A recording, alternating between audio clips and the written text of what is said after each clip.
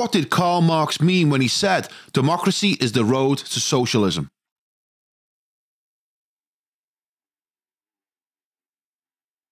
If you want to see part 2 of this podcast and other premium content likely to be censored by big tech, then consider getting a membership on my site. It's just £5 a month, less than the price of a pint, to support independent content creators like myself to bring you the truth. If you sign up today, you'll get a 7-day free trial. Link in the description, or go to lawrenceeastman.com.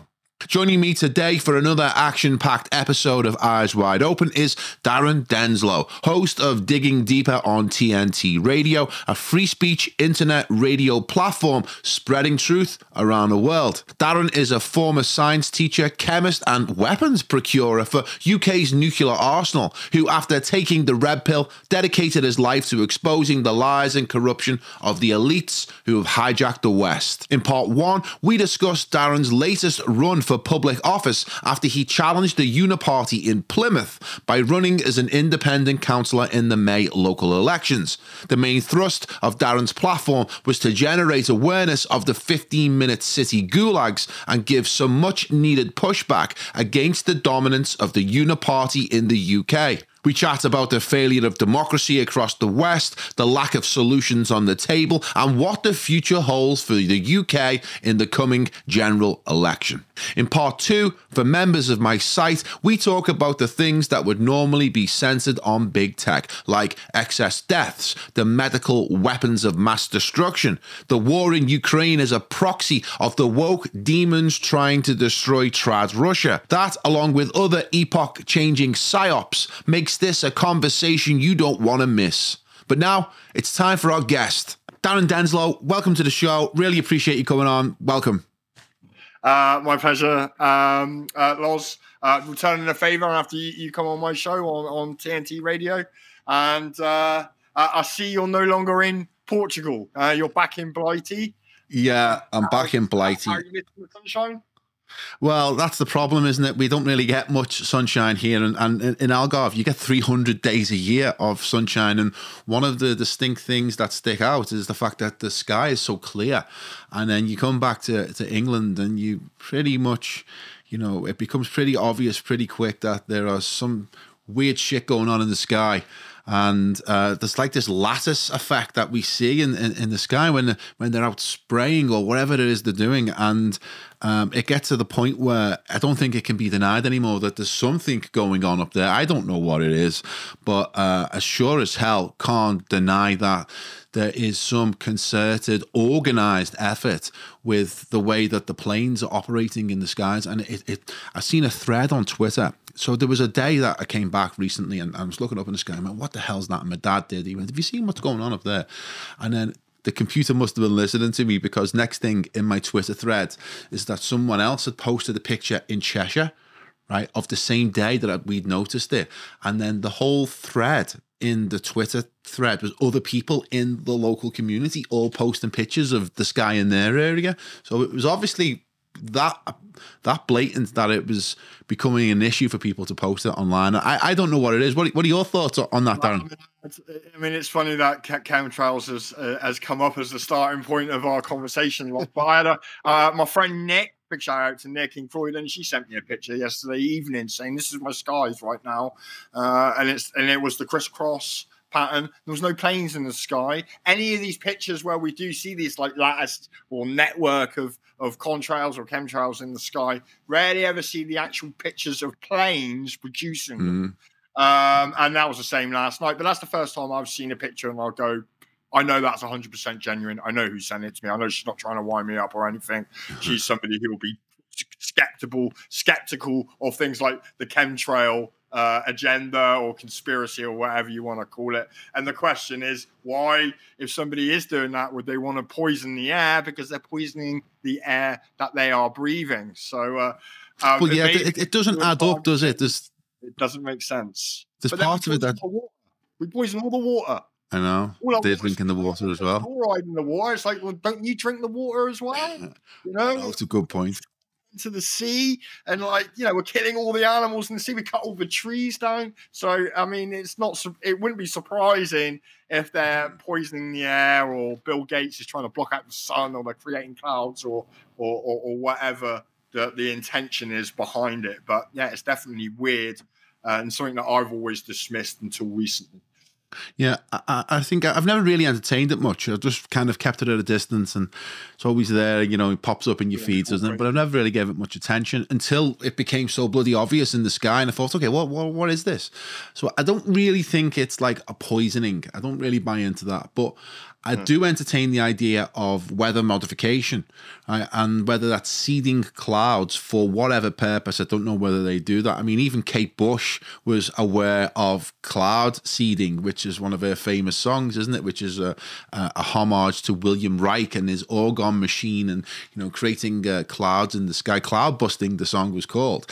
So I think weather modification has been around for a long time. I mean, the weather dance, it goes back to tribal days because fertility is related to it, and the harvest and stuff. So I think there's always been some kind of desire to be able to control the weather, because it's an act of God as well, isn't it?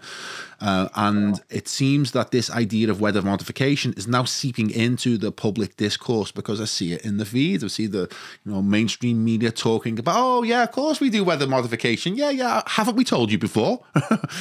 So I think there's something weird going on about that. And people who've dedicated their lives to studying this, I've also shown, that the political answer to this is a wall of silence, or it's a pre-designed answer to this question. Oh no, it's chemtrails, and it kind of gives me an opportunity to segue into politics, because I wasn't expecting to open this conversation on chemtrails, but there you go.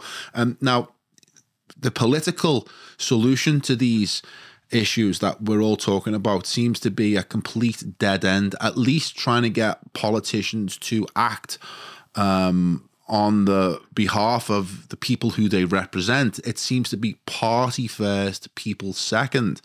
And I know that you're someone, which is why I wanted to chat to you today, who's got first-hand experience. You're a veteran now of the political system in the UK, because you stood as an independent candidate in May in the local elections. And I think you've got some really interesting information to share back with us about your experience on that. I've got a little bit of interest in this myself, because I was talking to Lawrence Kenwright in Liverpool quite a lot about this issue, and he was the engine behind a move in Liverpool called Liberate Liverpool, which is to liberate Liverpool from the fraud and corruption of the Liverpool Labour Party, which has been proven and demonstrated beyond any reasonable doubt, is that these guys have been rinsing the city, their hand in the till. They're just totally and outright corrupt. But yet, when it came to the crunch and the people were given an opportunity to choose an independent candidate over the Labour Party, they chose the Labour Party, and the Labour Party won at a landslide in the local elections. It's a bit demoralising for people who thought that, we could have a political voice or bring some political change, because Liberate Liverpool didn't get any seats at all. But what was your experience? Because I know you ran as an independent as well, and it wasn't your first time. Yeah, I mean, I first ran as an independent in 2021. In the May local elections. I ran then because of COVID, because of the lockdowns, the restrictions, mask wearing mandates, vaccines, the harm that we was doing to our children, and the fact that we were being lied to. And I wanted to take the opportunity during a time when we was all being locked down to actually be allowed to go around and knock on doors and put a leaflet, because basically for an independent, you're a leafleter when you're campaigning, because that's all you've got the time to be able to do. You don't have big teams. But for 2021, it was basically trying to warn people about what was happening. And I got 5% of the vote. And I thought, God, that was a £1,000 that I spent. That was a poll on the ward that I was standing in. And only 5%, in my opinion, were, that terrible term, I hate it, were awake. enough to realise there was a candidate who was completely sort of in opposition to the COVID narrative that was being enforced by my local authority. The local government could have got away with COVID if it wasn't for the compliance of local authorities and the councillors and the establishment and the politicians who are embedded there, same everywhere across the country. And I stood again this year, really reluctantly. I don't want to be a councillor, don't want to be part of the political system. I know the people who work in my local authority are some of the most awful dregs of society. They're the lowest common denominator. You shouldn't judge on appearance, but you can just look at them as a motley crew. And I'm particularly talking about the Labour side of the councillors. Yeah, awful people. I didn't want to work with them. But we've had an ongoing issue in my city about the trees. We've got an urban forest that runs right through our city centre. There's like 130, 140 trees. It's actually a really nice area. And the council wants to redevelop the city centre, which it needs. They put out not a petition, but they went out to the public outreach to get the opinion on what should be done to the city centre, and in particular, what should happen to all the trees. And the public overwhelmingly said, do not touch the trees. We don't want you to cut them down. And no matter how they manipulated the figures in this response, it kept coming back overwhelming support to keep the trees. So the council, who was Conservative, a guy called Richard Bingley, who's got in every single party that you can think of, and he also set up Save Our Statues, yet won't put Sir John Hawkins Square's name back up. He wanted to call it Zelensky Square. That's another issue. For real? Sorry? For real, he wanted to call it Zelensky Square. The guy who started Save Our Statues was a Conservative. He was also UKIP. He's also been Labour. He might have been a fucking Green. Sorry for swearing. It might have been a Green. It's not a family show. That's all right. I might swear a bit more then. The Labour took down the Sir John Hawkins Square sign in response to Black Lives Matter. That was another petition with all the responses coming from outside of the city. That name's never gone back up. He's a hero to this city. He built this city and defeated the Spanish Armada. And he did the Spanish in his spare time. That name's never gone back up. Yet you got the ex-Save Our Statue guy who wanted to rename it Zelensky Square. No way. Well, we've got a mutual friend, Danny Bamping, another famous free man from Plymouth like yourself. And I think I know as much about Plymouth local politics as I do about Liverpool's, thanks to Danny. And I know Richard Bingley's story, and I went to visit Danny before I went to Algarve, funnily enough, and I think we bumped into Richard Bingley on the walk to the cafe. It was a weird coincidence, but yeah, I know a little bit about this and the scandal over the trees, but which cost him his job.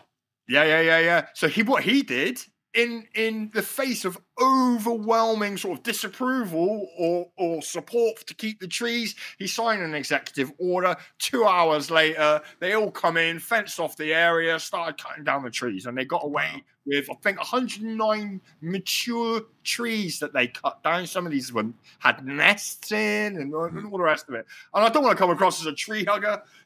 I care about the trees, obviously. I mean, I'm not a climate change guy. I think that's a load of bollocks. But I do like a tree, and I do like a bit of greenery, and I do want us to protect our environment, stop polluting it, stop cutting down the trees. Who doesn't?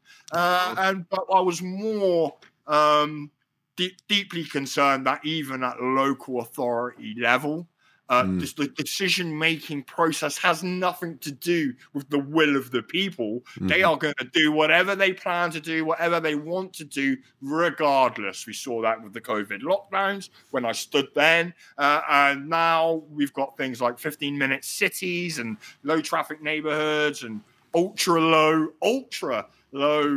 emission zones. They're all part of an overarching agenda which COVID and climate change were both part of. It doesn't matter what the people want. They are going to do whatever they want. They're going to do whatever the fuck they want anyway, and or they're told to do or paid to do by an elite stratosphere of decision makers. And so I decided to stand in the local election, hoping that in the ward where the trees were cut down, hoping that the public there, even if they only got to see my leaflet, would see there was an independent person, not beholden to a political party, that actually was in opposition to some of these narratives that are no longer sort of conspiracies. The 15-minute city stuff, the tree cutting has been going on up and down the country. And I was hoping that people might go, do you know what? After 3-4 years of absolute hell that this country has been put through, people would surely, hopefully protest that, I was hoping that there would be a protest vote away from the two main parties. And this year, Labour, who actually were the originators of the plans to cut down the trees, had an opportunity to protect the trees themselves, Labour and the Greens, and they abstained. Do you want to protect the trees? No, they abstained. Only independent candidates said that they didn't want the trees to be cut down in our local authority. And the people of that ward where the trees were cut down overwhelmingly voted for Labour. Overwhelmingly. It was an absolute landslide. The Tories got crushed. Yeah, I think that was a similar story in Liverpool. We'll get to that in a second, why we think that's happened. But as a little glimmer of hope, right, is that Bingley, who used his dictatorial executive power, I didn't know that existed at the council level, right, to come in and destroy these this area of natural beauty, right? But he faced consequences for that, didn't he? Because he had to leave his position as the leader of Plymouth Council because of the tree massacre, the midnight tree massacre. Wasn't it done at night as well? Someone mentioned, maybe? I don't know. The cover of darkness. The cover of darkness. So tell us about, why do you think he was forced out over trees? A guy who seems to be, quite powerful in Plymouth, and next thing you know, he's out on his ear. Yeah, I don't think he was that powerful in Plymouth. I think he was. He was a fairly unknown person. He got elected in 2021 when I first stood as a councillor. And then there was a coup that was sort of supported by Labour, and the Conservatives got rid of their leader. He ended up being put in position, and I think he's carried out a load of instructions for the higher-ups. And the way it works is, we'll go and do stupid shit, cut down the trees, lock you all up, all the rest of it. And then afterwards, we'll go, oh, sorry, we didn't realise it was bad, or we didn't realise it was going to do any harm. Please forgive us. They might get moved out of position. And once they're out of position, they can just go off and do whatever they want. He's now on TV giving Ukraine security briefings because he's a security guy. He's going to be fine, because he's probably carried out the wishes of his masters. They're like, well done. It's like Liz Truss, isn't it? Yeah. Liz Truss got put in for 45 days. They made it look really bad, and then they got in the man that they really wanted, which was Pushback. All these people have roles to play. I'm not saying they're actors and all the rest of it, but they get given their instructions. If it works out badly for them, it's no big deal, is it? They can just replace them with somebody else. And because like you say, if they're told that there is a golden parachute, you go in, do your job, carry out your instructions, no matter how unpopular they are, no matter how much the people hate you. Right, you just carry out these instructions and we'll make sure that you're looked after for the rest of your life. I think that definitely goes on. I don't think there's any denying that. Liz Truss was in as a PM for 45 days. She's now got £120,000 a year pension. And the rest. And the rest. And the rest. Oh, Liz, go over to Taiwan and stir shit up with China. Okay, she's just done that recently, landed in Taiwan. I'm sure there's all sorts of weapons deals and all the rest of it. And she's making a mint. They all do. So that was a good platform upon which to launch your independent campaign. Maybe less controversial than the previous platform, but that was a good litmus test as well to see how many people were like us within your local ward, But this one, you run more upon the idea of the destruction of our local habitat, of our local cities, the 15-minute city introduction, which was being proposed. Yeah. probably a safer platform upon which to run. Would you say that is accurate? Yeah, I mean, the uproar in our city over the trees was immense. I mean, it made international news, not just national news. And this is little old Plymouth, you know. So, and everyone I spoke to talked about the trees, and many spoke of 15-minute cities. But I suspect. But they seen you as a threat, didn't they? They seen you as a threat because your campaign, you were smeared personally. They tried to use dirty tricks against you in order to, push away any potential voters to your platform. Tell us a little bit about that and what that felt like being, attacked personally. I had it the previous time that I stood.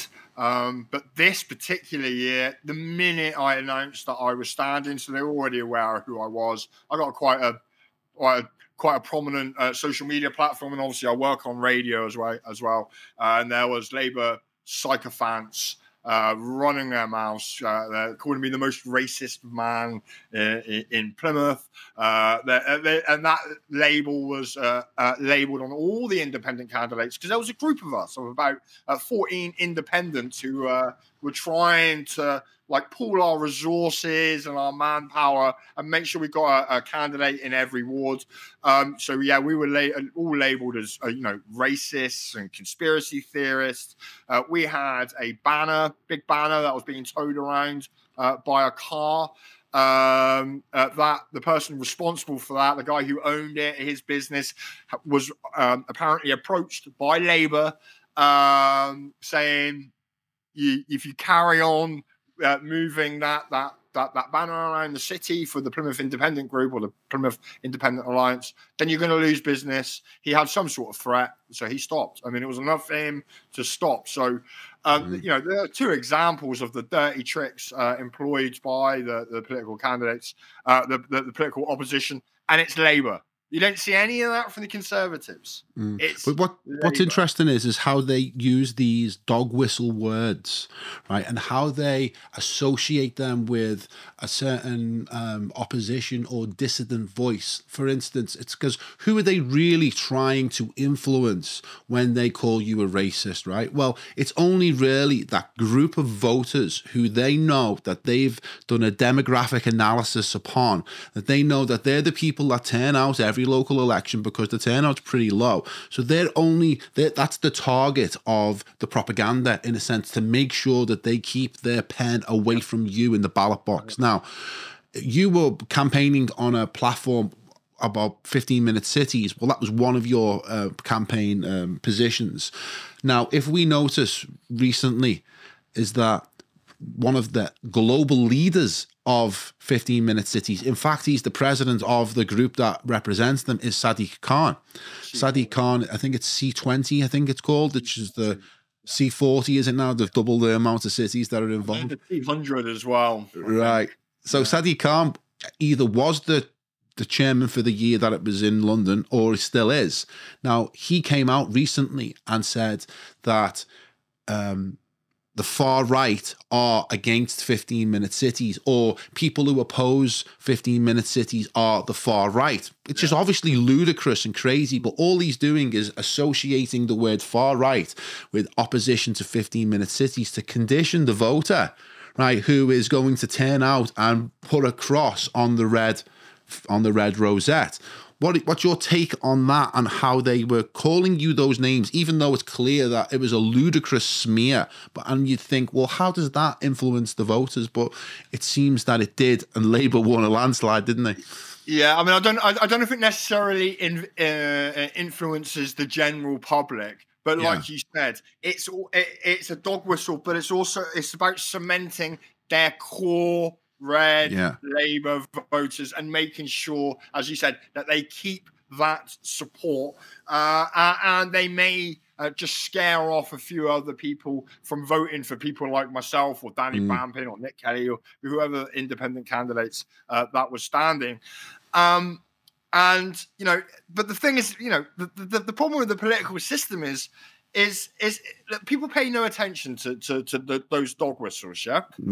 In 2021, I was stood up on the Hoe looking out of the waterfront, And there was two elderly ladies there. I was with Danny Bampin and a few of the other independent candidates. And we was questioning them on voting day who they voted for. And we was explaining why it's important to vote for independent candidates. They're not owned. They're not whipped. They don't have to follow any instructions from higher ups within the party locally or from central government. And that we just generally, we want to represent the wishes of the local communities of Plymouth, and that's supposed to be the purpose of an independent candidate. And they agreed with everything that me and Danny were saying. And then we was like, who did you vote for then? Oh, we always vote Conservative. That's what they said. And Conservative won that year. We always vote Conservative. I said, but you just agreed with everything that we said. And they were just like, and that's the same for both sides. And the red is even worse. The Labour, they will never, ever, ever, no matter who. You could get a cabbage, stick a red rosette on it, call it cabbage on the ballot paper, as long as it said Labour underneath, the Labour supporters are going to vote for them. Unless they're truly terrible, then they might vote for blue. And so there's only ever really those two options because the public have been so propagandized for their entire lives that there are only two options, Coke or Pepsi. One's a bit sweeter than the other, and people just vote for one until they make a right mess of it, and then they'll just switch to the other. Yeah, and we're going to find exactly how terrible this system is, or democracy, or lack of, because we've only got two choices in the next general election in the UK when Labour get into power. And there's no doubt about it, Labour are getting into power. Yeah, No doubt and it's being set up in a way. You know, I did a little analysis once of how they manipulate the vote, and just one of the ways they manipulate the vote is that whoever's in power, right, they'll field the opponent that they field against him. If they want the person to remain in power, the opponent they field against them will be like ridiculous. Someone who no one will ever vote for. It's like when Thatcher was in, they had Michael Foot. Right, who was going to vote for Michael Foot? And then after Michael Foot, you had Neil Kinnock. Who was going to vote for Neil Kinnock? Right, and then when Tony Blair came in, who was running against Blair? Well, you had William Hague. Who the hell's going to vote for William Hague? Right, and then Ian Duncan Smith, and then Creature of the Night, Michael Howard. You know, they put up people who were just never going to win, so they can manipulate the vote in that way. But it's like, you know, it's the facade of democracy in which the people are meant to choose their representatives in order that they can lobby for the people in Parliament so that our rights, issues, privileges are protected or fought for in the political sphere is just baloney. It's just totally and utterly a totally fake concept. But we continue to go on and on and on with this idea that, you know, Labour are going to do anything different. Labour are going to be even worse, you know. And Starmer, all Starmer is the puppet of Tony Blair. Yeah. Tony Blair's coming back into power, basically, and Starmer's just there to act out whatever the fantasies of that, you know, demonic individual truly are. Yeah, I mean, Tony Blair is probably one of the most dangerous men on the planet. I mean, he's literally demonic in my eyes, and I voted for him twice as a youngster, you know? I mean, so that's one tool that they use. You know, there's a propagandized public where people will just vote red or blue. They don't even think. They just vote red or blue. And then there's another aspect, especially at local level, is turnout. So the turnout for my ward that I ran in this year, I got 5% of the vote again, which is sort of standard or average for an independent candidate. The turnout in my ward was 27%. Wow. That's not even a mandate, is it? That's not a mandate. Because then what? In my ward, what, 2/3 of those votes went to Labour?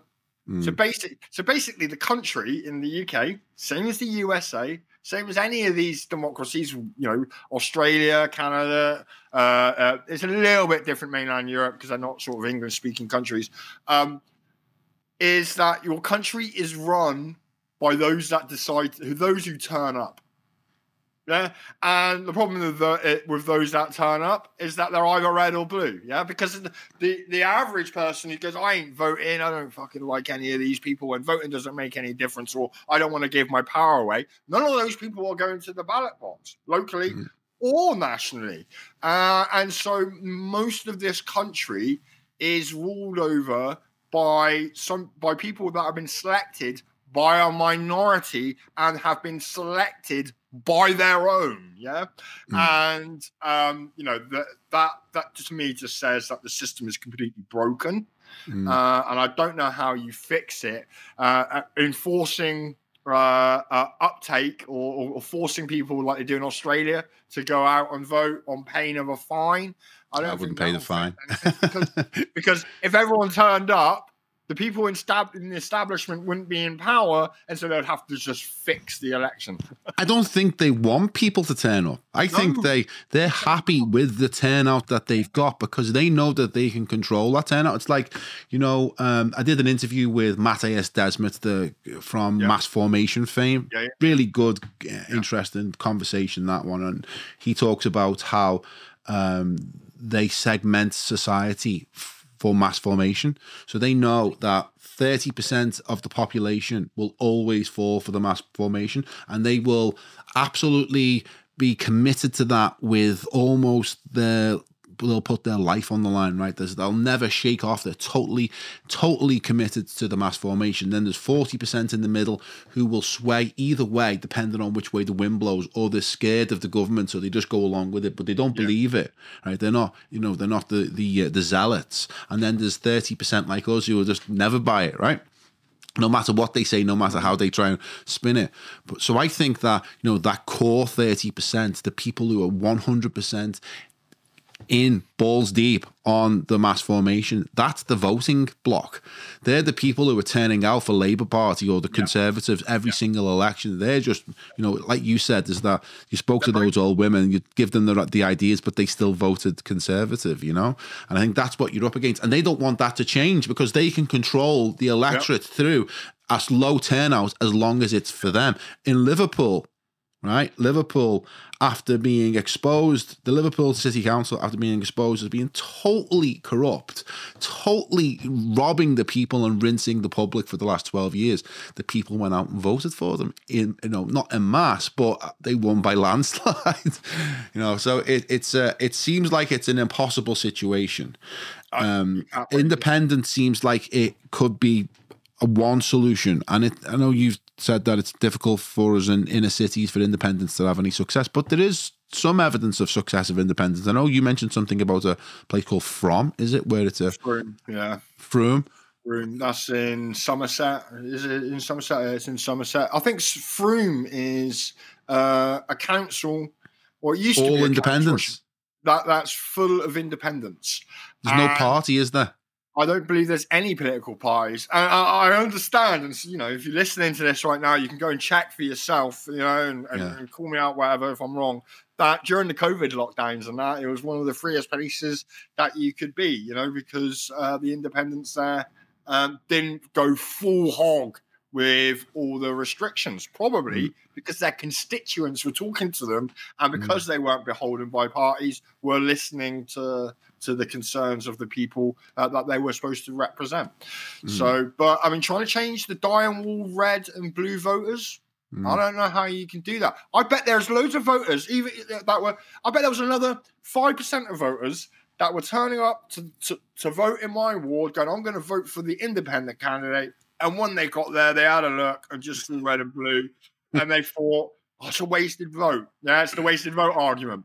If I vote for the independent candidate, it's a wasted vote. I'll just vote for Labour. Don't like Conservatives. They cut the trees down. I'll vote for Labour. Yeah, I'll vote for the opposite. And I'm sure that happens so many times when people get to the ballot stations to cast their vote. And, I don't know how you can break that sort of mechanical behaviour that, that propagandized behaviour that people Maybe there is no solution. Maybe there is, maybe the solution is... maybe democracy needs to be, the experiment of democracy needs to be, cast out. I don't know. Maybe we need to return back to all the methods. I don't know. I'm like you. I don't know what the solution is, but I definitely feel as if democracy isn't the solution, or at least this form, this corrupted, obscene form that masquerades as democracy at the moment, that definitely isn't working for us, and that definitely isn't a solution. Did you feel Was you demoralised after your experience running as an independent, in terms of what you got to see firsthand, the diabolical nature of local politics? No, I mean, this time round, no, I mean, neither time round, because I mean, both times that I've gone to the count, I've been walking in the door like this. Please don't let me fucking win. Please, close second. I don't want to be a councillor. Look at the state of these people. I mean, even this time round at the count, there were people with masks on, double masks on. People don't know what gender they are, and green. I mean, some of the. I shouldn't be horrible and drag people down that I don't really know, but particularly on the Labour side, when you look at some of these characters, you know that if they weren't part of the Labour Party and part of the local political scene, they would be absolutely nothing. There would be, failures in life. You can just see that. But that's bio-Leninism. Bio-Leninism, it gives, is the theory that it gives these absolute lunatics, some political clout, which they wouldn't normally have. And therefore, they become ultra loyal to the party, because it's the party that gives them the status in society that they wouldn't normally have. 100% Labour Party, especially in Plymouth. It's run by a guy called Tudor Evans, super corrupt. He's been in the establishment, political establishment of Plymouth, in the chambers there for decades. I didn't quite realise how much money he was earning, but as a leader, he's taken home, before he gets all his extras and stuff in his pocket and that, he's probably taken home £50,000 to £60,000 of taxpayers' money. So there's money to be made to be part of the political establishment, as is obvious. But yeah, some of these people are absolute misfits, the lowest common denominator that Plymouth has to offer. And I'm really, I'm not coming away disappointed that I lost. I'm grateful that I lost, because I don't want to have to work with these people. Quite like my life with TNT and just chatting to people honestly about stuff. But at the same time, it is quite something to be sat there watching your count, watching the odd ballot come into your tray, and you see the guy next to you, the big fat gay guy. He's a he, him. All right, with a beard. He's got a giant beard. And he's like, hey, giant beard, and he's a he, him. And it's like, mate, you don't need to express your pronouns in case people can't identify who you are. You clearly look like a giant man, but he's obviously a giant gay man. But it's quite something to see the votes just pile up, yeah? Because it just demonstrates when you've got one pile this big and it's constantly being replaced, and you've got this little batch of votes that are coming your way, and you know that you are an honest candidate who's standing up for the real issues that are affecting the city, and you know that there is no democracy, and that you're determined, if you did win, that you're going to give it, and you've got somebody, and you see all these people just voting red. They've just voted red. That's what it's... Labour, don't. Yeah. Crazy. I've got a friend in Liverpool, Paul Woods. He's another, campaigner like us, or activist like us, if you like.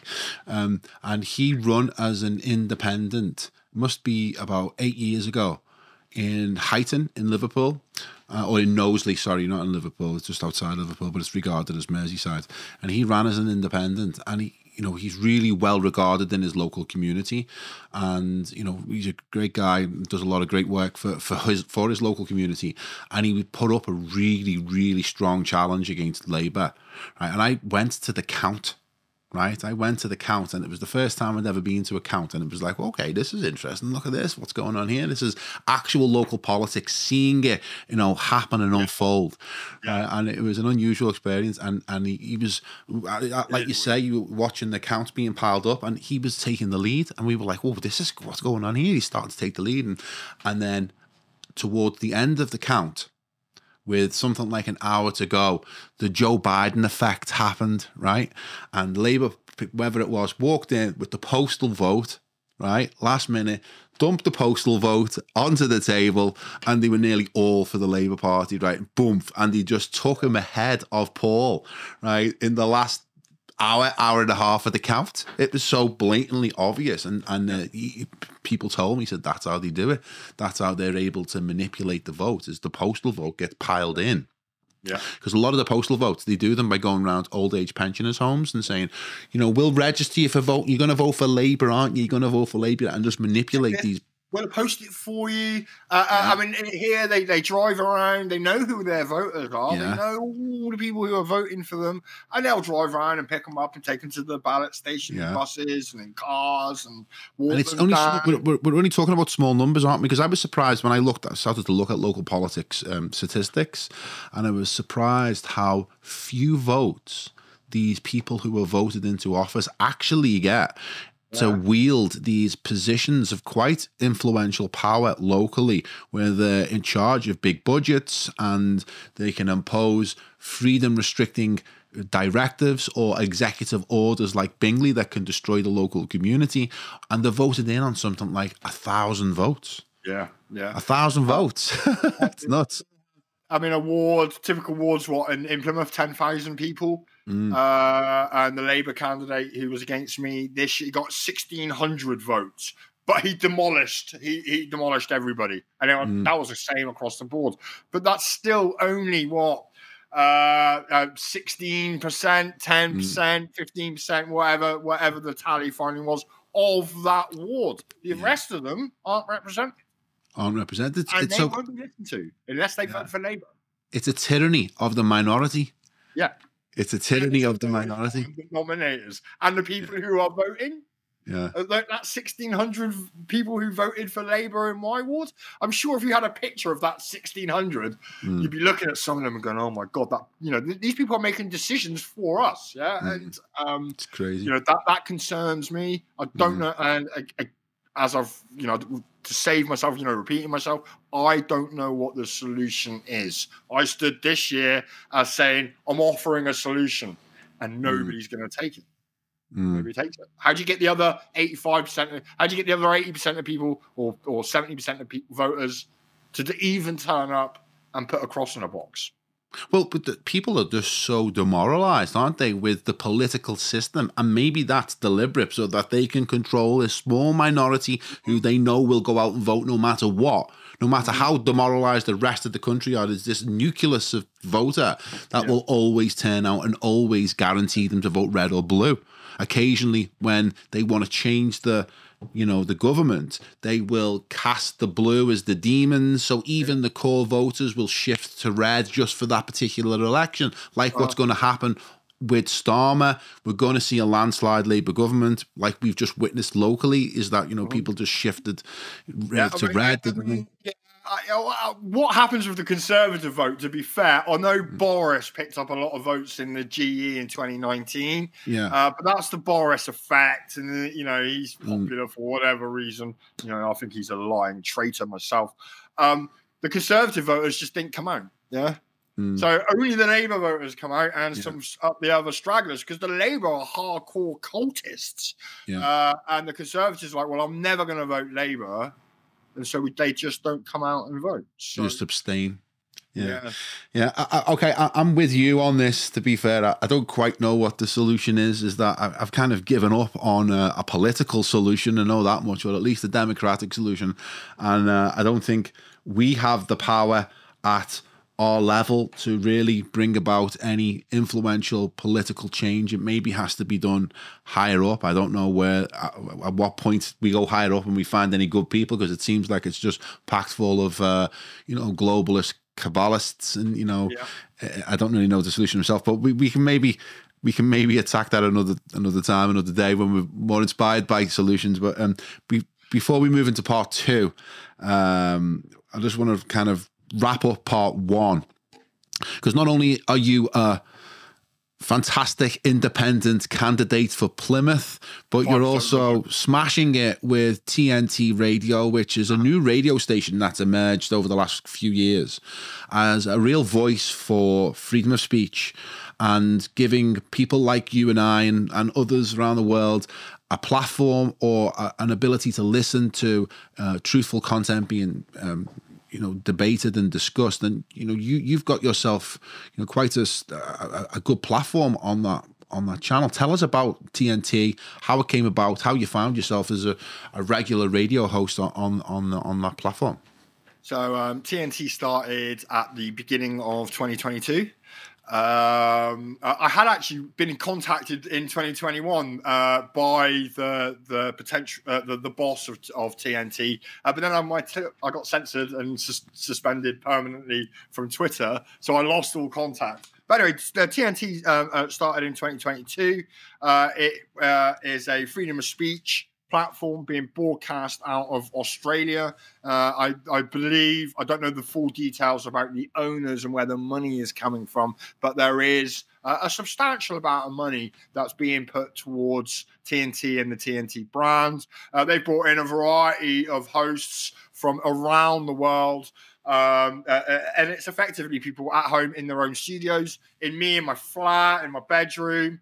And there's people in America and Texas. We had somebody in, we have Georgia Larson in Donbass. There are hosts in Australia. So we're a global thing. And basically we're brought sort of every country, whether UK, USA, or Australia. We're sort of broadcasting up until lunchtime, 2 o'clock. And then we switch to the next time zone. Then we switch to the next time zone. We've got 24-hour coverage. Right. There are no restrictions on what we can say. That's been going on now for a year and a half. TNT have been running. We've been growing. We're getting bigger and bigger and bigger. You can check it out on the tntradio.live website. And it's got to a place now for the UK audience. We have Rick Munn. We've got James Freeman, myself, Natalie Chill, and we have Katie Hopkins working for us in the morning. And there are a variety of we've got Patrick Henderson as well. There's actually quite a steep or deep Plymouth connection. Yeah, it's myself, Patrick Henderson, who's based in Plymouth. Danny Bamping comes along a lot. There's quite a few Plymouth people. James Freeman himself has origins in Plymouth. So we're growing. If you're listening now and you haven't heard of TNT, I highly recommend that you listen to it. No topics are off. And we do focus very heavily on things that are related to the agenda. So vaccines, COVID, climate change, the truth about our political systems and our leaders, depopulation.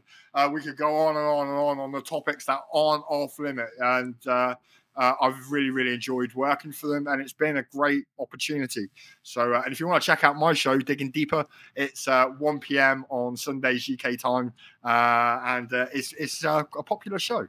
Of course. Fantastic. You're definitely good at that, aren't you? You're a pro at that one. That was the best one. Yeah. Cool. Okay. Well, listen, it's been great talking to you in part 1.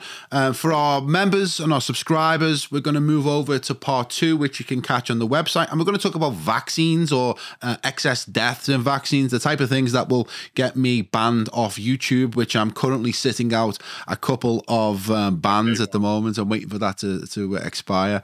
Yeah. So we're going to talk about things that we can't talk about on YouTube, vaccines. Maybe we'll touch on Ukraine and maybe go into a bit more depth with 15-minute cities. So yeah, great chatting to you about local politics. Really enjoyed that. And for everyone who's going to watch on part 2, we'll see you over on the website. Thanks for tuning in now, and we'll see you there soon.